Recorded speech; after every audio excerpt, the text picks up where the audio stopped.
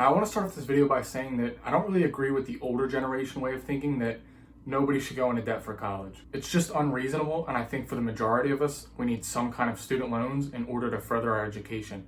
And let's face it, college isn't cheap, and it's only getting more and more expensive. However, I do think that people tend to borrow carelessly with the attitude that, oh, I have my whole life to pay this back. So, I'm here to explain the top 5 biggest mistakes that come along with taking out student loans and what you guys can do to avoid them. Mistake number 1, not understanding the types of student loans that you're taking out, whether they're fixed versus variable interest rates, private versus federal loans, or subsidized versus unsubsidized loans. And this is a huge problem because each loan type is different and can affect how they have to be paid back, how much interest they accrue, and when that interest starts to accrue. So when it comes to fixed versus variable interest rates, the key difference here is that fixed rates will never change, whereas variable rates do.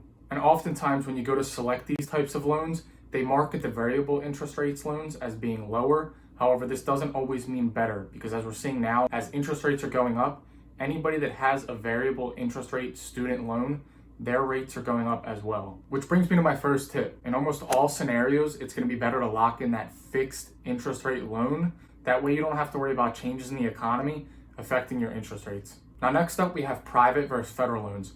Private loans tend to have higher interest rates ranging anywhere between 6 and 10%, and they start accruing their interest from the moment that you take them. Whereas federal loans, which are obtained by filling out your FAFSA form, tend to range anywhere between 2 and 6%, and in some cases don't start accruing interest until 6 months after graduation, depending on whether they're subsidized or unsubsidized, which I'm about to go over. So the main difference between subsidized and unsubsidized loans is when they start to accrue interest. So subsidized loans don't start accruing interest until 6 months after graduation, whereas unsubsidized loans, like private, start accruing interest from the moment that you take them out. Which brings me to my second tip.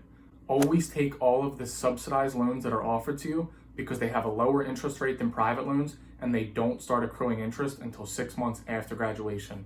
Now, unsubsidized loans aren't too bad either. Even though they start accruing interest right away like private loans, they tend to have lower interest rates. So just to recap, always take fixed, take the subsidized loans first, then the unsubsidized, and anything extra that you might need after that, take from a local private bank that you're familiar with, rather than taking it from something like Sallie Mae. Mistake number 2, not knowing your interest rates. Now this kind of piggybacks off of my last point, however, it's just as important. Which brings me to my third tip.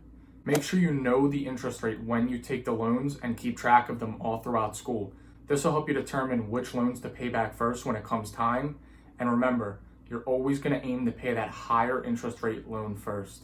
Mistake number 3, borrowing too much money. Now, everyone thinks that they need to go to this big fancy 4-year private university to get the college experience. Little do they know that this college experience usually comes with a lifelong relationship to debt. Now, I'm not against living on campus at one of these big fancy 4-year schools, especially if you have a full ride. However, if you're paying out of pocket to go get wasted every weekend and pig out in the cafeteria, you're going to have a rude awakening when that bill comes at graduation time. And to make things even worse, some of these kids are going to these big 4-year schools and they don't even know what they want to study. Which brings me to my 4th tip. Save yourself thousands and thousands of dollars by doing your first 2 years at a community college, and then for your last 2 years, you can transfer into a local state or private school. And I don't want to hear but the quality of the education isn't the same. I personally did my first 2 years at community college, and every single one of my professors there also taught at a higher end 4-year school. At the end of the day, employers just want to see a degree, and unless you got it from a top 10 or Ivy League school, they don't really care where it comes from.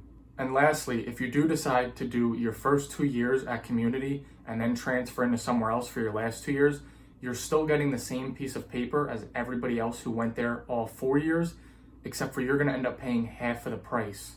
And on top of that, you still get to say that you graduated from blank blank university. Mistake number 4, not starting to pay your loans and college expenses while you're still in school. So unless you're something like a nursing major or an engineering major where you have an excuse to be studying every second of every day, there's no reason why you can't pick up some part-time hours on the side and work in the summers. Which brings me to tip number 5.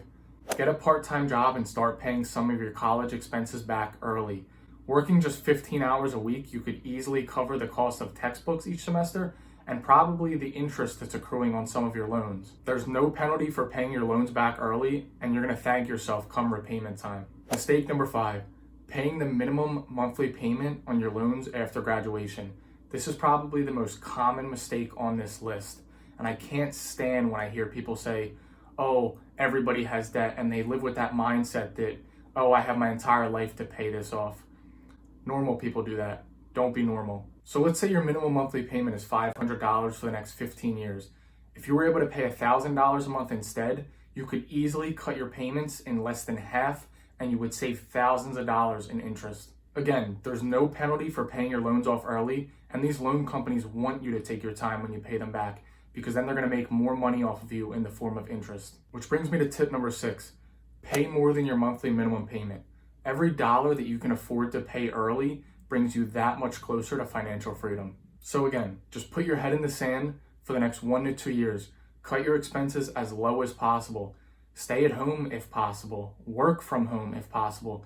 And don't go out and buy a brand new car like the rest of your friends right out of college. If you take one thing away from this video, it's to pay your loans back as fast as possible and save yourself thousands and thousands of dollars in interest alone. So I hope you guys enjoyed this video and were able to gain something from it.